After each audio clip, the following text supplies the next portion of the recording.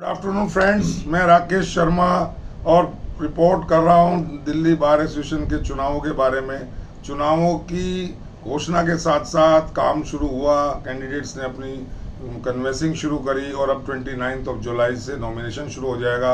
आज nomination forms मिल रहे हैं, मैं देख रहा हूं सामने मेरे बार ऑफिस है, बार एसोसिएशन का ऑफिस, वहाँ से लोग आ रहे हैं, अपने फॉर्म्स लेकर जा रहे हैं। और मैं समझता हूँ जो जोशो खरोश दिन ब दिन जैसे जैसे डेट नज़दीक आ रही बढ़ रहा है, और ये बढ़ना भी चाहिए, अच्छी बात है। वोटर्स में क्यूरियोसिटी है कि हम कौन कौन लोग आ रहे हैं, कौन कौन आएंगे, किसको चुनेंगे, एक लोगों में चर्चा का विषय बना हुआ है। और हमारी कोशिश इस चैनल की, योर माइंड ओपनर चैनल की जो कोशिश है वो ये है कि वोटर्स की बात को हम कैंडिडेट से पूछें, और कैंडिडेट क्या चाहता है, वो क्यों किस इरादे से आया है चुनावी मैदान में, उसका वो इरादे, उसकी वो जो इंटेंशंस हैं, जो उसका विज़न है, जो उसका मैनिफेस्टो है, वो मैं आप तक पहुंचाऊं, ताकि मैं और आप दोनों मिलकर के, सब लोग मिलकर के डिसाइड करें कि to whom we are going to select. तो आज मैं इसी कड़ी में senior member executive about 20 years पे जो हमारे यहाँ कॉन्टेस्ट कर रहे हैं, श्री गगनप्रीत सिंह जी, मैं उनसे आपका तारुफ कराऊंगा। गगनप्रीत सिंह जी, आपका बहुत बहुत स्वागत है हमारे चैनल में, और आपको मैं अग्रिम बधाई देता हूँ, शुभकामनाएं देता हूँ कि आप अच्छे से इलेक्शन लड़ें और लोग आपको जिताएं, तो आपके काम बोलेंगे। दूसरी बात, मैं आपका सीधा ये जानना चाहता हूँ कि किस विजन के साथ, किस मैनिफेस्टो के साथ आप इस चुनावी दंगल में, बिकॉज आप पहले भी 2011 से 13 तक शायद सीनियर मेंबर पे रह चुके हैं, इसी उस वक्त आपने ऐसा क्या अचीवमेंट किया था जो आप बताना चाहेंगे, और क्या काम आपके दिमाग में आता है कि वो रह गए थे जिसके लिए आपको दोबारा आना पड़ा? दो सवाल। देखिए, पहले आपको बता दूं शर्मा जी, देखिए मेरा तो सिर्फ सिंगल अपना वोट होता है जी, दूसरा वोट आपसे शुरू होता है जी, तीसरा फिर किसी और से होता है। तो मैं ये कहूँ कि मैं इलेक्शन जीता हूँ नहीं, ये बाहर जिताती है, दूसरा वोट उनका होता है। जब मैं शुरू 95 में आया था यहाँ पे, तो मैंने देखा था कि यहाँ पे बहुत सारी कमियाँ थी जो कई बारों ने ठीक किया। शेड बनाना, खोसला साहब थे, नसियार साहब थे, उसके बाद आए। पर हमारे यहाँ सबसे बड़ी जो प्रॉब्लम रही तब से आज तक, वो पार्किंग ही है। अगर आप द्वारका कोर्ट जाएं, अगर आप साकेत कोर्ट जाएं, अगर आप किसी कोर्ट जाएं, तो बाहर लिखा होता है कि जो स्टिकर के विदाउट गाड़ी है वो अंदर नहीं जा सकती, एडवोकेट के स्टिकर की जा सकती है। अब आप देखेंगे रिजर्व पार्किंग फॉर जजेस लिखा होता है, इसका मतलब रिजर्व पार्किंग फॉर जजेस ही है सिर्फ, और दूसरी तरफ लिखा होता है रिजर्व, ये आज नहीं लिखा होता कि रिजर्व पार्किंग फॉर लॉयर्स। तो मेरे हिसाब से जो गाड़ी अंदर आए वो सिर्फ लॉयर्स की आए, उसके अलावा कोई गाड़ी बाहर की। लेकिन सिंह साहब, उसमें शिकायतें ये हैं कि जो स्टिकर हैं ये रेवड़ियों की तरह बांटे जा रहे हैं। जो लोग मजबूत हैं या एसोसिएशन के पदाधिकारी हैं या उनके अच्छे दोस्त हैं, वो उनको अवेल कर लेते हैं और वो फिर अपने दोस्तों को, अपने जानने वालों को दे देते हैं। ऐसी शिकायतें आ रही कि इसकी वजह से गाड़ियों की भरमार ज़्यादा दिखती है। देखिए शर्मा जी, क्या चक्कर है कि जो दूसरी जगह है, मतलब मैं आपको रोहिणी बार का बताऊं या मैं साकेत का बताऊं, वहाँ भी ऐसे स्टिकर लोग लगाते हैं। तो वहाँ एक तरह की चेकिंग है, कितने लोग आ जाएंगे, मुश्किल से 10% आप लगा लीजिए। पर अगर ये रिस्ट्रिक्टेड हो जाता है कि हमारी जो बार है, दिल्ली बार एसोसिएशन, ये बाकी बारों से सबसे अमीर बार है। यहाँ सबसे बड़ा जो पैसा आ रहा है वो पार्किंग से आता है, तभी यहाँ के जो पद अधिकारी वगैरह हैं वो इस चीज़ से पैसा कमाते भी हैं। मैं सॉरी टू से कह रहा हूँ, आसपास की जितनी हमारी पार्किंग है वो, उसकी कोई अकाउंटेबिलिटी नहीं है। वो अकाउंटेबिलिटी खत्म होगी जब हमें इतनी बड़ी पार्किंग आसपास होने के बावजूद भी यहाँ भीड़ लगती है। अगर दूसरे लोगों को गाड़ी पार्क करनी है तो वो लेफ्ट राइट में कर सकते हैं। मुझे सिर्फ ये बार बोर्ड लगाने, आपने बहुत बड़ा आरोप लगाया है बार एसोसिएशन पर कि वो जो पार्किंग से पैसा आता है, क्या अगर आप आ रहे हैं, आप भी उस पैसे के हिस्सेदार बनना चाहते हैं? उसको खत्म करें। मैं बिल्कुल नहीं बनना चाहता। देखिए, मैं आपको सबसे पहले बताता हूँ चीज़ जो मेरे प्रिंसिपल लाइफ के हैं। हराम का पैसा हराम में जाता है, कभी फूलता नहीं है सर। जैसे कोई आदमी किसी को रिश्वत दे दे, रिश्वत के साथ कोई माने या ना माने, मैंने देखा है अपने 27 साल के कैरियर में बददुएं और चीजें। तो आप इसको खत्म करने की कोशिश मैं चाहूंगा कि वो, उसकी अकाउंटेबिलिटी आए, वो किसी की जेब में ना जाए, वो सीधा व्हाइट एसोसिएशन में आए। और हमारे तो जब आप 11 में थे, 11 से 13, उस वक्त भी ये सर, मैं आपको एक चीज बता दूं, बिल्कुल सच्ची, मैं आपको बताता हूँ, सच्ची बताता हूँ। देखिए, जैसे ट्रेजरर होते हैं, मैं ट्रेजर पोस्ट वालों को कुछ नहीं बोलूंगा, उनका काम होता है जब वो पहले दिन आते हैं तो एक साइन करते हैं, जब इलेक्शन होने वाला होता है, जब कमेटी नहीं बनी होती तो दूसरे करते हैं। जो मेन पावर होती है वो सेक्रेटरी और प्रधान के पावर होती है, जो अकाउंटेबिलिटी और वही होती है। मेरा सिर्फ कहना है, हम कुछ उस तरह नहीं कर सकते। मेरा कहना सिर्फ और सिर्फ ये है कि उसकी अकाउंटेबिलिटी हो, वो पैसा बार में जाए। आप खुद देखेंगे कि कितनी डेवलपमेंट हमारे बार में होगी, उस पैसे की अकाउंटेबिलिटी होती ही नहीं है। मैं देखिए, मैं ये कह रहा हूँ कोई भी बार आए उसके लिए वेलफेयर के लिए। अब मेरा सेकंड पॉइंट क्या है जो आपने मेरा मुद्दा पूछा, देखिए मैंने सन 2009 में एक लड़कियों के खिलाफ FIR कराई थी, वो सेक्शन 3 डॉरी प्रोहिबिशन में हुई थी। आप बिलीव करेंगे, आप के ब्लॉक या टी ब्लॉक में पूछे, मैंने कितने लॉयर्स के केस फ्री में लड़े हैं सेक्शन 3 में डॉरी के। इस चीज़ के लिए मैंने करा और मैंने अपने वकील भाइयों को सपोर्ट किया, जहाँ पे एजिटेशन हुआ वहाँ हम गए। दूसरी प्रॉब्लम जो मौन है, जो विष्णु जी ने भी अभी बोली थी, विष्णु जी ने भी बोली थी कि यहाँ पे सर बंदर की बड़ी समस्या है। पर मैं आपका ध्यान लाना चाहूँगा, जब भी यहाँ पे कोई फंक्शन होता है, कोई जजेस का फंक्शन है, कोई डीजे आ रहे हैं, कोई हाई कोर्ट से जज आ रहे हैं, आपको एक बंदर नहीं दिखता। आपको एक बंदर नहीं दिखता। क्यों नहीं दिखता? क्योंकि सारी फैसिलिटी डीजे से लेके हाई कोर्ट के जजेस कहते हैं नहीं मिलता बंदर। तो सर हमारे हम भी क्या कर लेते हैं, उनको बंदरों को पढ़ा दिया कि जज साहब ऐसा है सर, कोई सॉल्यूशन लंगूर वगैरह ले आते हैं। सर लंगूर भी आते हैं, पहले लंगूर भी आए थे, मुझे नहीं पता क्या होता है। पर उस दिन जब भी यहाँ हमारे फंक्शन होता है किसी भी लॉबी का, स्ट्रॉन्ग लॉबी का, तो यहाँ पे आपको बंदर नहीं दिखेगा। आज अगर रिजर्व पार्किंग जजेस के लिए, तो रिजर्व पार्किंग लॉयर्स के लिए भी होनी चाहिए। ये सोल्यूशन बिल्कुल, मैं आपको इसका सोल्यूशन, देखिए जहाँ प्रॉब्लम है वहाँ सोल्यूशन। प्रॉब्लम की मैंने सोल्यूशन आपको बता दिया। तो मैंने सोल्यूशन ये बताया, आप एक तो बोर्ड बार लगा दीजिए, पार्किंग का पैसा अकाउंटेबिलिटी में जाए, किसी की जेब में न जाए। मैं किसी पे एलिगेशन नहीं लगा रहा। ये जो देखिए ये साहब, एक आपके बारे में जहाँ तक मैं जान पाया हूँ और मैंने जाना है कि आप कुछ एक्स्ट्रा ऑर्डिनरी चैरिटी करते हैं, 2 खाना खिलाते हैं, जा कर के अपने लंगर लगाते हैं। यहाँ भी मैंने देखा है कि भंडारे होते हैं, लेकिन आप जो लंगर लगाते हैं, आपको मैंने देखा है 2-4 बार आप एम्स के बाहर और यहाँ सफदरजंग हॉस्पिटल के बाहर आप और आपको परिवार होता है और आप वहाँ लंगर में लोगों को खाना खिला रहे होते हैं। तो ये जो चैरिटी का सिस्टम है, ये आप इसलिए करते हैं कि आपको नेता बना ले लोग, या आपको लोग जान ले, तारी वोट दे दें, या तो इसके पीछे कोई और वजह है? ऐसा कुछ यहाँ भी आप करना चाहते हैं? बिल्कुल करना चाहता हूँ। ये आपने बड़ा अच्छा क्वेश्चन पूछा। देखिए, जो गुरु ग्रंथ साहब में एक लाइन लिखी हुई है, गुरु की गोलक गरीब का मुंह। जो गुरु की गोलक में पैसा आता है वो गरीब का पैसा है। तो अल्टीमेटली मैं 3 चीज़ों के शास्त्रों में, गुरु ग्रंथ साहब में उनके बारे में बताया गया है। वो ये है कि अगर आप दान पुण्य कर रहे हैं सर, आप उसका दिखावा करें। क्यों करें दिखावा? मैं इसका कारण बताता हूँ।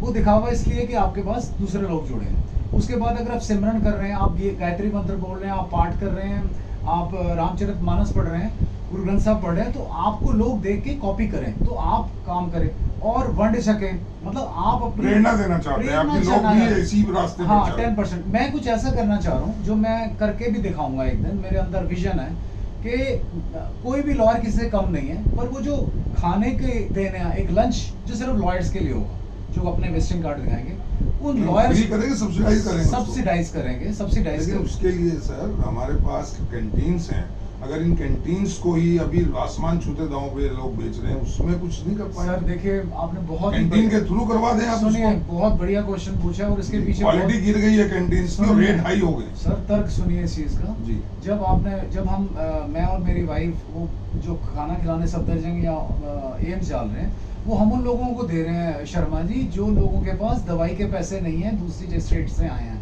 वो उधर लोगों में वहाँ रहते हैं और बाहर ही सोते हैं। आप उनकी कंडीशन देखिए। हम क्या करते हैं, गुरुद्वारे और मंदिरों में भरे पेट लोग आते हैं, उनको देते हैं, जो बिल्कुल मैं गलत नहीं मानता। बढ़िया सोच है। मेरे सोच आई अप्रिशिएट इट दैट मैंने आपको देखा है 2-4 बार बाई चांस उधर में गया हूं, तो मैंने देखा। मैं वो जो चीज़ है यहाँ पे इसलिए लाना चाह रहा हूँ। अब हुआ क्या किस्सा, मैं छोटा लूँगा, ज़्यादा बड़ी बात नहीं कहूँगा। जब मैंने ये शुरू किया, अपनी मदर और फैमिली के साथ गया, तो मुझे पुलिस वालों ने रोक लिया और उसके बाद वो क्रेन लेके आ गए और उन्होंने ये कहा कि आप यहाँ से गाड़ी ले जाइए, आप यहाँ से लंगर नहीं बरता सकते। तो मैंने उनसे एक क्वेश्चन किया, भाई मैं तो फ्री में दे रहा हूँ। तो उन्होंने कहा फूड का आपने लाइसेंस लिया। मैंने कहा फूड का लाइसेंस लेने के लिए तो आपको पे होना चाहिए, कमर्शियल होना चाहिए पे। तो मैंने तो पे का लिया नहीं। तो उन्होंने वो चले गए। उसके बाद उन्होंने मेरी गाड़ी हटवा दी। मैंने एक पुलिस वाले से पूछा, मैंने कहा भैया आपने मुझे क्यों तंग कर दिया ऐसे? कहते हैं यहाँ के रेस्टोरेंट कैसे चलेंगे, ये जो आसपास के रेस्टोरेंट हैं ये Excellent. कैसे चलेंगे? तो मैं समझ गया, मैंने कहा भैया मैं उधर लगा तो लेता हूँ। अगर आप सब्सिडाइज रेट पे यहाँ वकीलों नहीं, को सर, खाना मेरा- देंगे तो मेरे- ये कैंटीन वाले आपके खिलाफ बिल्कुल बजा मेरे देंगे। बिल्कुल बिगाड़ और देंगे। बाहर वाले जो इनसे फीस लेते हैं, जो भी लाइसेंस फीस जो भी देखिए रहेगी सर, ऐसी चीजें तो ये करना विद्रोह करेंगे आप? विद्रोह करेंगे। और इसकी विजन मुझे इसलिए है, जो इंटर्न आ रहे हैं सर, मैं खुद भी 5 रुपए के कुलचे छोले 95 में खाता था, मेरे पास 20 रुपए नहीं होते थे तेल के, और मैं ईश्वर की कृपा से आज मैं हैरान हूँ ईश्वर ने कहाँ पहुँचा दिया उसका। अगर हम सोचेंगे तो करेंगे। देखिए शर्मा जी, आदि सोचना, आदमी जब सोच लेता है तो हो जाती है। सर मैं एक उस बात पर आ रहा हूँ, जी। 27 साल का आपका कैरियर हो गया यहाँ 30 जी साल, जी और आपने अभी बात की इंटर्न्स की और उसकी, जी तो जब आप एज एन इंटर्न या जूनियर आए थे, जी वो जो आपने दर्द सहा, जो पीड़ा सही, या जो आपने एक्सपीरियंस लिया जी कि किस तरह से सीनियर्स से जो आपकी एक्सपेक्टेशंस थी वो नहीं पूरी हो रही थी, जी। वो आज उसमें कोई बदलाव देखते हैं आप? अच्छा, मैं क्या 95 का जो गगनप्रीत सिंह है वो आज उस बात को दिमाग में रखता है? सर ऐसा था, जब मैं शुरू में गया किसी वकील साहब के पास तो उन्होंने मेरा मजाक उड़ाया एक तरह से। उन्होंने मुझे कहा कि कितने जूते घिसा लेगा, तो मैंने कहा सर जूते घिसाने का मतलब क्या है? तो उन्होंने कहा कितनी सीढ़ियाँ ऊपर नीचे चढ़ लेगा, और पैसे नहीं दिए थे, तो मैं उनका नाम नहीं लूँगा वकील साहब का। तो मेरा एक विजन है, जो शर्मा जी किसी को पसंद आए या नहीं आए, क्योंकि इंटर्न बहुत स्ट्रगल कर रहे हैं, बहुत 30% लॉयर प्रोफेशन छोड़ के चले भी गए सर यहाँ से। मेरा विजन ये है कि कोई ऐसा हम लॉ इम्प्लीमेंट करें कि जिसकी 20 बार काउंसिल करे सर, कि जिसकी 25 ईयर्स की प्रैक्टिस है, वो कम से कम 5 से 6 जूनियर्स रखे, और उनको स्टेफन दे, कोई पैसे दे, और मतलब कंपलसरी कर दें कि आपको 5-6 जूनियर रखने हैं। तो उससे क्या होगा, जितना इंटर्न होगा उसको पैसे भी मिलेंगे और वो साथ भी लग जाएंगे। मेरा ये एक ऐसा सुझाव है सबको कि ये काम होना चाहिए सर। आप सीनियर से कोई अपील करेंगे अपने पर्सनल लेवल पे कि जो भी आप अपने जूनियर रखते हैं, इंटर्न रखते हैं, उनको कुछ आप फाइनेंशियल असिस्टेंट ऐसे दें? देखिए मैं सब सीनियर्स को कहूँगा, थोड़ा टाइम पीछे कोरोना हुआ था तो बहुत सारे सीनियर्स ने इंटर्न्स को और लॉयर्स को निकाल दिया था, उनका पैसे नहीं दे पाए थे। बट अब क्या है कि मुझे ऐसा लगता है कि हर सीनियर ये सोचे, अगर जो मुझे फीस आ रही है, कोई भी फीस आ रही है, 1000 आ रही है, तो मैं 100 रुपये अपने इंटर्न या जूनियर के रखूँ, तो प्रॉब्लम ही खत्म हो जाएगी। ये तो होता है, मुझे लगता है हमारे वकीलों के प्रोफेशन में जो फीस है जी 5000 ना होगी 5500 होती है, जी 10,000 ना होगी 11,000 होती है, जी 1 लाख ना हो 1,10,000 होती है। शायद वो 10% जो ऑफिस खर्चा या मुंशी खर्चा जिसे पहले कहते थे, आज जी। आपने ठीक पॉइंट पकड़ा, जी। एटलीस्ट 10% तो जूनियर को दे। जी। अगर देखिए शर्मा जी, आप बहुत अच्छा, आपको डिटेल में नॉलेज है, आप उनका दर्द समझते हैं, बिकॉज इंटर्न और जूनियर्स की बहुत बड़ी समस्या है। और आज आप देखें, मैं यहाँ नहीं कह रहा, आप हाई कोर्ट जाइए, बाहर लिखा होता है interns are not allowed inside the. अब क्या होता है, जजेस भी यहाँ क्या करते हैं, इंटर्न को बाहर निकालते हैं। देखिए इंटर्न भी आज कल जज बनेगा, इंटर्न भी कल लॉयर बनेगा, आप उसकी बेइज्जती करके बाहर निकाल रहे हैं, is not good at all. Intern को वो स्टेटस है, एटलीस्ट वो सीखेगा, वो चुपचाप बैठा है। ये चीज़ मुझे बिल्कुल बर्दाश्त नहीं होती कि इंटर्न्स के साथ ऐसा करते हैं।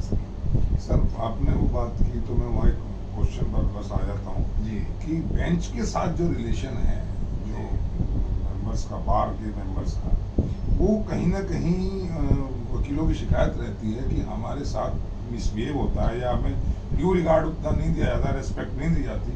इवन रेस्पेक्ट देने के बजाय बेंच की तरफ से हमें डिसरेस्पेक्ट होती है, हमारा अपमान होता है।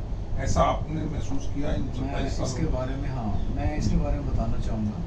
देखिए क्या होता है कि जो मेरा पर्सनल एक्सपीरियंस है सर 27 ईयर्स का, अगर आप, मैं हर जजेस के बारे में या हर लॉयर के बारे में लिख रहा हूँ, लॉयर्स की भी गलती होती है, कहीं जजेस की भी गलती होती है। अगर आप कोई भी जज को आप लॉ पॉइंट दिखाते हो तो कई जजेस, नॉट एवरी जजेस, ईगो ले लेते हैं उस चीज़ की।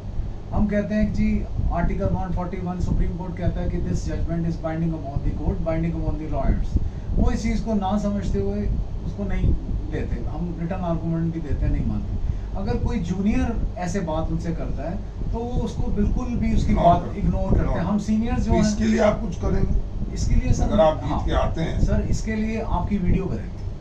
नहीं, मेरा मैं तो, आपकी क्यों मैं कह रहा तो हूँ, जानना, क्योंकि- वोटर पूछ रहा है, क्योंकि मैं सर- राकेश शर्मा कुछ नहीं पूछ सर रहा। मैं इसलिए कह रहा हूँ जानना है, क्योंकि जो मैं बात बोल रहा हूँ वो जजेस तक भी जाती है। जी। कोई भी बंदा अपनी ईगो ना ले, अपने माइंडसेट से ये ना आए कि हमने ये करना है। आज एक माइंडसेट को चेंज करना है, जो लॉ ऑफ द लैंड है उससे नहीं, आपको वो फैसला ठीक है, वो हम रोल पूछ रहे हैं कि अगर हाँ। आप सीनियर मेंबर एग्जीक्यूटिव हाँ। जीत कर आ जी गए जी तो आपने बताया आप सब्सिडाइज रेट पर खाना प्रोवाइड करने की कोशिश पक्का, करेंगे, पक्का, जी। पार्किंग की प्रॉब्लम, मंकी मैनेज जो है उसको जी। आप दूर करेंगे सर। और बार बेंच के रिलेशन को दूर बहुत करेंगे। तो improve जो इस करेंगे। तरह का जो गड़बड़ है, जी। जो इस तरह की जो शिकायतें हैं उनको दूर करने का कोई प्रयास उम्मीद करे वोटर आपसे। हाँ, मैं सर आपको एक एग्जांपल दूंगा। जब भी छुट्टियां होती हैं, हाई कोर्ट में बेंच और बार इकट्ठे लंच वो करते हैं, ब्रेकफास्ट, छुट्टियां खत्म होने से और कुछ छुट्टियां रहने से, और कभी भी ओथ सेरेमनी होती है हाई कोर्ट के जजेस की, तो बेंच और बार इकट्ठे मिलते हैं। तो जब उनकी कम्युनिकेशन लेवल होती है तो वो आपस में मिलके बहुत चीज़ें सुलझा लेते हैं। अगर हर महीने बेंच और बार ऐसे बैठे और हम चापलूसी बंद कर दें, सॉरी टू से चापलूसी बहुत होती है, वो चापलूसी अगर हम बंद कर दें तो हमारे चापलूसी किसके लेवल पे होती है? बार एसोसिएशन के पदाधिकारी करते हैं या आम मेंबर करते हैं? मैं जो पदाधिकारी ही करते हैं। जो चापलूसी वाला चैप्टर है वो क्या ऐसा क्या वोटर को चापलूसों को दोबारा लाना चाहिए? सर मेरा ये कहना है कि चापलूसा कोई भी हो, पहले का हो, अब का हो, पहले किया हो, उनको नहीं लाना चाहिए। क्यों नहीं लाना चाहिए? देखिए, अगर मेरा एक पुलिस वाला जान का है, एसीपी लेवल का, डीसीपी लेवल का, कमिश्नर लेवल का, अब कल एक कंप्लेंट ही लेके कोई आता है लॉयर कि जी मेरी कंप्लेंट सुन लो इसके खिलाफ, तो मैं उसके खिलाफ क्या एक्शन लूंगा सर? जब मेरी दोस्ती है, अगर जजेस की मैं चापलूसी कर लूंगा, कोई कंप्लेंट आएगी तो मैं सुनूंगा नहीं, बिकॉज मुझे वहाँ से फायदा मिल रहा है। इस चीज़ को बिल्कुल ख़त्म करना चाहिए। देखिए, मैं ब्राइब के बिल्कुल खिलाफ हूँ। जो हमारी चीज़ यहाँ ब्राइब वाला हिसाब किताब होता है, क्योंकि पहले आप देखते थे फर्स्ट सेकंड थर्ड फ्लोर पे एक बहुत बड़ा बोर्ड लगा होता था जिस पे लिखा होता था ब्राइब मांगने वाले की, फलाने पे कॉन्ट्रैक्ट, वो भी बंद हो गया। मुझे इस चीज़ की ये दोबारा शुरू हो, रिश्वतखोरी बिल्कुल बंद हो जाए। मेहनत करके इतने कामयाब लॉयर होते हैं, आपको ईमानदारी पे चलना है। शर्मा जी आप भी कर रहे हैं, विष्णु जी की भी बात आपने इंटरव्यू लिया था, सब ईमानदारी से चल रहे हैं। बहुत पैसा है, आप बेईमानी, उल्टा रास्ता, पार्किंग, इधर के पैसे उधर करना, अकाउंटेबिलिटी नहीं होगा। आप being Gaganpreet Singh, being a DPA member, ये महसूस करते हैं या ये मानते हैं कि जो बार एसोसिएशन है उसमें कहीं करप्शन है? सर मैं ये बार बार कह रहा हूँ क्योंकि मुझे उससे अंदर का नहीं पता, पर जहाँ तक इंप्रेशन क्या है? मतलब मेरा मैं भी वोटर हूँ, आप भी वोटर हैं अभी सर तक तो। मेरा ये कहना है कि कोई भी पैसा कहीं से भी आ रहा है, चैम्बर से आ रहा है, पार्किंग से आ रहा है, किसी और चीज से That आ should रहा be है, on account. अकाउंटेबिलिटी, बट अभी है नहीं। देखिए अकाउंटेबिलिटी नहीं है, मुझे Okay, ऐसा तो लगता है। यही मैं जानना मुझे चाह अभी रहा था। अकाउंटेबिलिटी मुझे लगता नहीं। क्या आप इसके लिए लड़ेंगे, इस सर, सिस्टम को बदलने मैं के? सिस्टम में यही कहूंगा कि अकाउंटेबिलिटी जो है मस्ट है। 1 रुपया भी आ रहा है ना, देखिए मैं आपको बताता हूँ, छोटा सा एग्जांपल ले रहा हूँ। गुरुद्वारों और मंदिरों में एक बहुत अच्छी चीज लगी होती है कि अगर आप कोई दान पुण्य करते हैं तो आप पर्ची कटाइए, आप भी खुद जाते हैं, किसी हनुमान मंदिर चले जाइए, बालाजी चले जाइए, कहीं भी आप पंडित को नहीं देंगे, आप भाई को नहीं देंगे, वो कहते हैं पर्ची कटाइए। वो क्यों होता है? अकाउंट्स में अकाउंटेबिलिटी, अकाउंटेबिलिटी सर मस्ट है। मैं तो मेरा ये कहना है, हार जीत तो उस ईश्वर के हाथ में है आपकी सीट पर भी 8-10 लोग 11 लोग खड़े हैं सर जी। तो मैं वोटर हूँ, आपसे पूछ रहा हूँ कि मैं गगनप्रीत सिंह को क्यों चुनूँ, मैं XYZ ABCD को क्यों ना चुनूँ? जी ऐसी क्या चीज गगनप्रीत सिंह अपने बताना चाहते हैं भाई, इसलिए मुझे दो औरों को मत दो भाई? देखिए सर, मैं अपने वकील भाइयों के लिए जो मेरी नॉलेज है, डॉरी के केसेस हो, दूसरे हो, मैं सच में आप के ब्लॉग पूछ लीजिए, मैं जजमेंट्स को बांटता हूँ और किसी को मना नहीं करता। ड्राफ्ट में पेन ड्राइव तक दे देता हूँ, आगे भी दूंगा। और मैं ये तो आप बिना इलेक्शन जीते भी दे सकते हैं सर। ऐसा इलेक्शन जीतने के बाद क्या एक्स्ट्रा फैसिलिटी आप देंगे? मैं बताता हूँ सर, ऐसा होता है जब इलेक्शन आदमी जीतता है, पावर आ जाती है सर। एक आपकी ना कम्युनिकेशन लेवल होता है, जब आप जजेस से मिलते हैं, चापलूसी को छोड़ के आप डायरेक्ट बात करते हैं जजेस से, तो आप क्या है, मैं कुछ जजेस का नाम नहीं लेना चाहता हाई कोर्ट में, मैं उनको कंप्लेंट भी करता हूँ कि यहाँ क्या चल रहा है, तो वो एक्सेसिबिलिटी मुझे वैसे नहीं मिलती। मतलब मैं जीत के जो सर मुझे स्ट्रेंथ मिलेगी, जो आप मेंबर्स की आवाज को अब आज नहीं पहुंचा पा रहे हैं, अगर आप पावर में आते हैं तो आप उस आवाज को ढंग से मैं प्रेजेंट produce कर सकता हूँ, मैं बता सकता हूँ, मेरी बात सुनेंगे सर लोग, मेरी बात सुनेंगे। कोई एक अपील आप अपने वोटर से करना चाहते हैं सर मैं ये, ताकि आपको जिताएं वो लोग? सर मैं अपने जिताना और दूसरों को जिताने के लिए एक अपील करना चाहता हूँ कि आप सिर्फ और सिर्फ जो प्रैक्टिसिंग लॉयर हैं, प्रैक्टिसिंग लॉयर्स को वोट दें। ये जो ट्रेंड आया है, अभी आप ट्रेंड देखेंगे भी, ये हाई कोर्ट से आया है, पैसे खर्चने का, शराब पिलाने का और गंदे काम करने का, चंदे क्लियर कराने का। ये कॉन्सेप्ट हाई कोर्ट से लाया गया है। पहले 30,000 में ये चीज़ें नहीं थी। जब खोसला जी जीतते थे, कोई किसी की चाय भी नहीं पिलाता था। तो इस चीज़ को प्लीज़ ख़त्म करिए, नए बंदों को लाइए और उन लोगों को लाइए जिनका नेचर पूरा साल एक सा रहता है, जो लोग बिल्कुल नहीं बदले। उन लोगों को ना लाएं जो इलेक्शन में चेंज हो जाते हैं सर, ये मेरा मानना है। आते ही इलेक्शन में हाँ जी। बरसाती मेंढक की तरह इलेक्शन में बहुत बढ़िया सा जी। चोला पहन के बढ़िया सी चेहरे पे मुस्कान लेके आते हैं, जी। झूठे सच्चे वायदे करते हैं। तो दोस्तों ये थे गगनप्रीत सिंह जी, इन्होंने अपनी बात कही। इनका मानना ये है कि अगर ये आते हैं तो ये सब्सिडाइज रेट पर कैंटीन को चलवाएंगे। एक बात, पार्किंग ठीक करेंगे, मंकी मीनेस को दूर करने की कोशिश करेंगे और बेंच एंड बार के जो बीच में जो रिलेशन है उसको ठीक कर सकें, ऐसा एक प्रयास इनका रहेगा। ट्रांसपेरेंसी और इन फंड्स के लिए भी ये फाइट करने की बात कर रहे हैं। तो आपने इनकी बातों को सुना। मैं केवल आपसे, बीइंग ए वोटर, मैं भी वोटर हूँ, आप भी वोटर हैं, मैं और लोगों से भी आपकी बात कराऊंगा। कंपैरिजन आपने करना है, मुझे करना है। कोशिश करिएगा कि जो बरसाती मेंढक हैं, जो आज बहुत मीठी मीठी बातें कर रहे हैं, जो आज आपको मीठे लुभावने वायदे कर रहे हैं, जो आज आपको बहुत बढ़िया बढ़िया, मैं बहुत ज़्यादा उसमें डिटेल में नहीं कह रहा हूँ, लेकिन किसी भी ढंग से ओबलाइज कर रहे हैं, चाहे वो आपको ड्यूज क्लियर करवाए हों, चाहे आपने उनसे खाना वाना खाया हो, या जैसा कि लोग कहते हैं कि वो ड्रिंक्स विंक्स या कोई और किसी काइंड में आप ओबलाइज मत होइएगा। अदरवाइज कहीं कोई गलत आदमी बाहर में आ गया तो फिर आप रोते रहिएगा, चिल्लाते रहिएगा।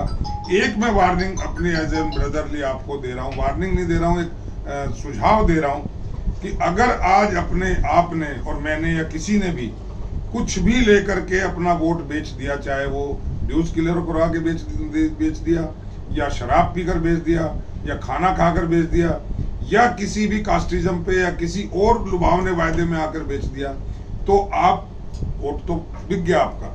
कल को आपका कोई काम पड़ा तो वो भी आपसे फीस लेंगे। जैसे आज वो वोट की फीस आपको दे रहे हैं, ऐसे वो भी आपसे वोट की फीस, वो काम करने की फीस लेंगे।